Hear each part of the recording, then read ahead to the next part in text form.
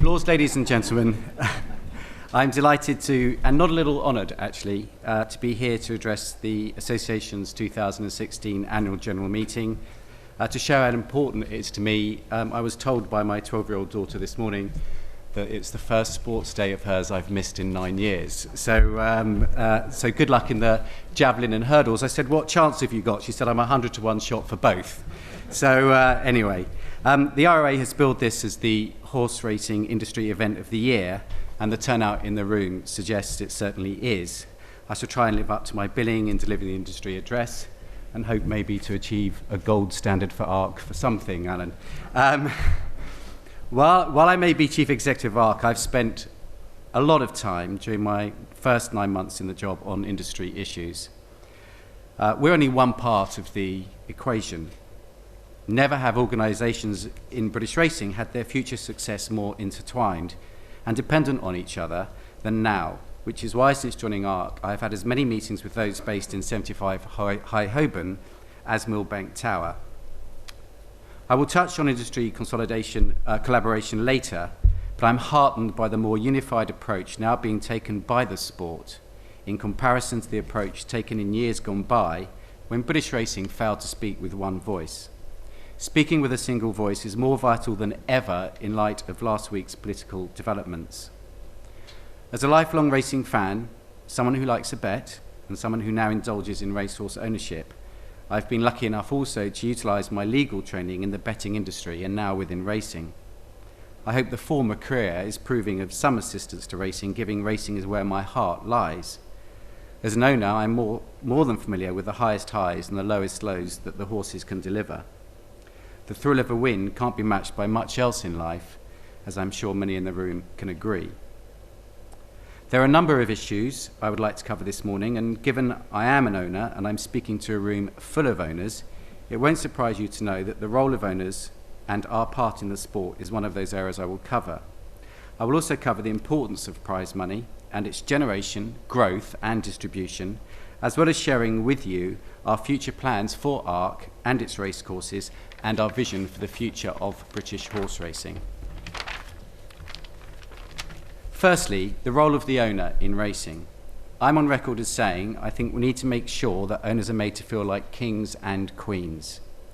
Maybe one thing we can agree on is that the owner is the most important person, in my view, in British horse racing, period. Without the owner, the breeders, trainers, jockeys, and of course, racecourses do not have the raw material for their business. It is certainly a clear strategy of ARC to compete to get you, and we want you to enter your horses at our tracks. However, it's clear to me that vital as prize money is, it's only one ingredient to consider when an owner or trainer decides where to race. We all know only one horse can win, so the racecourse experience is absolutely key. And when I arrived, I felt that there was much more that we could do, and I'm pleased to say that we have. At least we've started the journey. Whether it's a glass of Prosecco and white tablecloths at Fontwell, a bento box at Royal Windsor, or improving the quality of offering to owners across all of our tracks, we are working hard to ensure connections of all runners are well looked after. It is okay to want to be made to feel special. I'm delighted, honestly, that many of you are not slow in giving me feedback, both good and bad. And yes, we will have an extra jug of water at Fontwell very soon, which was one of those emails that I received and replied to. We want to encourage more owners to come racing on our racecourses and watch their horses run. For this reason, we're delighted to be working with the ROA on a trial to offer syndicates of up to 20 extra general admission badges to allow more of their members to come racing. The 3-month trial at Lingfield Park and Royal Windsor started at the beginning of June, and we hope will provide some useful feedback on whether we are catering appropriately for syndicates. Traditionally, racecourses have always offered syndicates up to 8 badges per runner, but as syndicates change, and realistically probably cater for more owners having smaller shares in horses, which is an affordable and practical approach to ownership, perhaps we need to have a different offering. Each syndicate member who has a great experience with their trainer, jockey or racecourse is a potential sole owner and should be treated as such. At ARC, we are open to new ideas and willing to test and try things to see what's going to work best. Not every idea will work, but we don't know if we don't try. So we'd be very pleased to working with the ROA on developing and trialling new ideas around ownership. However, the experience of being an owner is not limited to that which is enjoyed on a racecourse. Just as racecourses need to continue to innovate and improve, so do all other aspects of ownership, and there are several welcome initiatives that are underway. I welcome the BHA's work as part of the ownership pillar to look at the paperwork and bureaucracy of becoming and continuing to be an owner. Simplification and transparency should be a focus. Great British Racing's development of a website to guide potential new owners to a syndicate that might suit them sounds such a blindingly simple and good idea, you wonder why we haven't already done it. To many people currently outside racing, much of the sport remains too mysterious and complicated. It is important that trainers continue to improve the owner experience. I'm lucky enough to have horses with David Pipe, who is excellent at keeping me updated with news, good and bad, videos, stables news, and they make the whole ownership personal and fun. And I think trainers, I've seen a massive improvement in the way trainers are running their business to suit their customers who are their owners, and that can only be a good thing. We spend a lot of time talking about prize money, but how it is spent and how it is spent, perhaps not enough on understanding how it is generated. There are three sources of income that provide prize money: the levy, media rights, and other racecourse income, primarily sponsorship and hospitality revenues.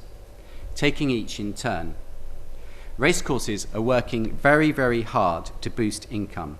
Sponsorship is evolving at pace, and in the years ahead, we will become much more dynamic and interactive, moving away from simply naming a race and having a table in the restaurant for a handful of guests. The challenges Authorised betting partners has presented racecourses, or those that participate in it, has also galvanised us to look at sponsorship with fresh eyes, and I'm positive that racing continues to offer a compelling product to sponsor for bookmakers and brands of all shapes and sizes. Excuse me. Anyone who has been lucky enough to go racing regularly over the last 10 years will have seen the improving standards across all courses. Where once the standard offering was a pie or sandwich and a glass of wine or a pint, I would now go as far as saying there's no standard offering anymore. You can find what you want. We have Prosecco bars, locally sourced food, pizza ovens, award-winning restaurants in the case of the old weighing room at Doncaster, and generally something to appeal to all tastes and budgets. Going racing is a leisure activity, and our racecourses are competing not with other racecourses, but other venues and experiences, and we're determined to win the competition. Only by doing this can we safeguard and grow those revenues in an increasingly competitive market. So racecourses are largely doing a very good job looking after racegoers and sponsors. I hope we can all agree. Now to the thornier issues of levy and media rights. I think most of us are familiar with the discussions about replacing the levy and levy reform, and indeed we've touched on it already this morning. We are making great strides, and the government's commitment to have a new structure in place by April 2017, which will capture revenue made by bookmakers on their remote businesses, is most welcome and actually absolutely essential to the future success of the sport.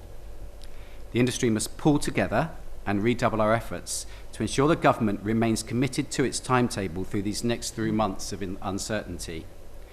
We must not forget the legislation has broad cross-party support. It actually might be the only thing Westminster agrees on in the coming months. Let me take this opportunity to say something about authorised betting partners.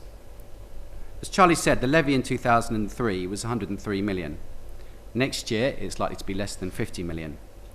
This is primarily because there's been a migration from offline to online, which allegedly falls outside the statutory system.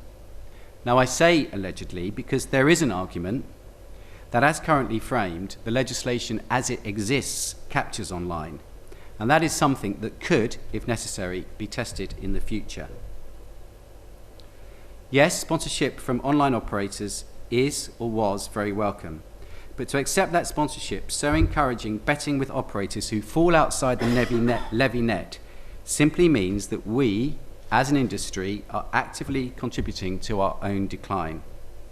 That is not something I could stand back and watch happen. We're delighted to be one of the leaders of the scheme, notwithstanding, I hope, the short-term financial pain. We have, as an industry, persuaded nearly all the purely online industry to sign up as authorised betting partners, and I remain personally committed to doing everything I can and we as a company can to deliver the value required to them as partners of British racing. And so to media rights. But let's go back to basics. Media rights is a purely commercial agreement based on the value to bookmakers of showing racing in betting shops. It is optional. Racing remains a highly popular betting product, regardless of what you might sometimes hear or read. It attracts customers into betting shops and is a diverse and exciting betting experience that runs throughout the day and evening. Further, the Bookmakers Committee, of which 6 seats are held by the major operators, made a recommendation for this year's levy scheme of a 10.75% levy rate, in the full knowledge of the media rights landscape and having performed, as a committee, its statutory duty to take into account the needs of racing and betting's capacity to pay. I can see no justification for the government imposing a rate of levy lower than the bookmakers' own recommendation. I know from my 9 years at Betfair that the value of the racing punter goes way beyond the simple profit and loss of that punter's betting on the racing product. We are in the middle of discussions about the next round of media rights for our tracks, and I won't go into any detail here, other than to say it is directly relevant to everyone in the room. British racing continues to be a compelling betting product for bookmakers, online and in shops, and we can make it even more attractive to both sectors using levers at our disposal. But I need to be really clear. Yes, we have our differences with the retail sector on authorised betting partners and the relevance of media rights to the levy. But we do need to recognise that the retail sector is at the moment the primary customer of British horse racing. We need to recognise that. I'm determined that we properly engage with the retail sector so we can properly take into account their needs. Delivering quality product with decent field sizes at times to suit the retail sector is a factor and an element that should be taken into account which can improve the fortunes of UK horse racing. Racing needs to embrace its relationship with the retail sector, not pretend it is some shady benefactor that is getting more from the sport than it is giving back. The BHA, certain racecourses and enlightened horsemen have led the way in getting the reform of the levy back on the government's agenda. Over the next few years, the government has been clear that it wishes the levy to return to the levels pre the online migration, and so British racing can hope, and maybe even expect, a doubling of the current yield. Consequently, if we can grow the funds in the sport, we will need carefully considered thought about additional fixtures so the whole sport can grow. I'm delighted the industry is looking at potential new fixtures for 2017, such as Friday and Saturday evenings. We need to put racing on when people can go. That means more evenings, weekends, and it follows weekend evenings. This is where certain trainers may stick pins in my effigy. But please let me make one thing clear. No one forces owners to enter, trainers to enter, or jockeys to ride. We have to make it compelling to encourage you to enter at our racetracks. We are not sending anyone up chimneys. We are a leisure industry. We are a great day out. If we do not open our shop when people can go, we cannot complain when they choose to spend their leisure pound elsewhere. Yet, the process of discussing and achieving any additional fixtures is tortuous and difficult. And of course, already this morning we know that there's a divergence of views. However, the industry does have to come together to build a 5-year fixture strategy that will see us compete with other products in the sector, in the leisure sector, including racing in other countries and other sports. So what about the distribution of prize money in British racing? Something all of us in the room have a stake in is in deciding how we divide up the prize money pot. Prize money in 2015 was over 130 million. A big number, but in my view we need to look at distribution afresh. At ARC, we've increased prize money to over 28 million across our racecourses in 2018, I think taking into account GPF. While we have given many of our big races a boost, such as the Welsh and Midlands Nationals and last weekend's Northumberland Plate, we have also deliberately sought to invest in races across our programmes. So there's the new Sky Bet Summer Sprint Series at Royal Windsor with a £75,000 final in August. The race programme at Great Yarmouth has been invested in across the board. A new Jumps Festival at Chepstow in October now, in my respectful opinion, marks the start of the jump season proper, and so on. It goes without saying we would all like to see prize money grow overall, but I think we also need to be aware that a fair share of it needs to find its way into the hands of the smaller owner if we are to keep them in the sport. Only by doing this will we continue to support the base of the pyramid on which the sport is built. It's not an easy challenge, but one that we should embrace. Yes, it is important that we have aspirations to increase prize money at the top, but without doubt, the best thing we can do for the industry is to substantially increase prize money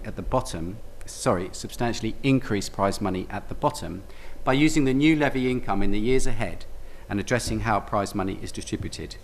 All pyramids need a firm and secure base. I can put it no better than Tom Peacock, the Daily Telegraph journalist yesterday, who talked about Megalala in the oldest horse, I think, to win a thoroughbred race in the UK. It's a bit like my 13-year-old Spaniel winning the Greyhound Derby, probably. But he said, without ordinary horses, there would be no good ones. And John Bridger, the trainer, is among hundreds of unsung practitioners keeping the show on the road, picking up cast-offs of peanuts and winning with them. So best of luck to Megala in the 3:45 Bet365 handicap at Brighton this afternoon. It's a Class 6 race, but being run above minimum values. So what of ARC and our future plans? It's often forgotten that ARC is only 4 years old, and actually I've only been in the job for 10 months. The company has come a long way in a short amount of time. I'd like to use my remaining time here to set out ARC's priorities. Remaining time here, not actually at the company. Hopefully I've got a bit longer. I'd like to use my remaining time here to set out ARC's priorities for the future and vision for racing. Our future, our vision. So this is our sort of manifesto, leading. ARC will continue to be a leading industry player on the big issues which challenge the sport. From reform of the levy to the fixture list, the team and I will roll up our sleeves and get stuck in. Our commitment to the members' agreement and leadership on authorised betting partners clearly demonstrates that commitment. Investing, just as we have built a new grandstand at Bath, a new restaurant at Uttoxeter, a new track at Newcastle, ARC will continue to commit millions of pounds to look after and invest in the human and equine facilities at our racecourse, a point that Nicholas touched upon. We are guardians of an important heritage in our sport, and we take that responsibility seriously. As part of our commitment to investment, we will continue to advocate sensible commercial practices. Decisions must be logical and fact-based and rational. However, we believe, and I believe, that quality of product and increases of prize money are long-term friends and not enemies of profit. We will continue to evolve the all-weather championships to help change the image and perception of this pivotal and vital part of our sport. It is a fair, safe and international racing surface which has a lot to offer British racing at all levels. Evidenced most clearly with a third of the runners in this year's Derby having previously raced on the all-weather. We need to do everything we can to end the association that all-weather racing has with poor quality. And we have gone some way to showing that with the right prize money and quality of race, quality horses will run and people will come. Just as Lingfield on Good Friday, where we had the record crowd in Lingfield's history, and more recently Newcastle last Saturday clearly demonstrate. And also, we need to have fun. Our sport is about fun. We should never lose sight of that. So come and join us on Thursday the 6th of October for the first fixture back at Hereford, where we'll be investing in one of our racecourses, safeguarding the heritage of the sport and doing the sensible thing commercially at the same time. So my concluding remarks. Without wishing to be too dramatic, I think British racing is on the cusp of something truly great. The future is enticing. The leadership within the industry knows that there is more that binds us than separates us. And under Nick, the BHA has a commercially driven CEO who is showing real leadership. He has our unequivocal support. However, for the industry to grow, we need to trust each other and not think we can micromanage each other's businesses. Most racehorse owners believe in free markets and competition. We must, within reasonable parameters, apply those principles to our industry, and horsemen have to trust our commitment to compete for the participation of their horses. I believe ARC has changed. We have increased prize money. We're investing in our racecourses and our owners' experience. We have taken the financial pain of authorised betting partners. We believe this is for the long-term good of our company and in particular the industry. So my message to you all is this. I believe we stand on the cusp of something special. We've changed our whole approach to grab hold of what the future has to offer. Will you come with us? Thank you very much.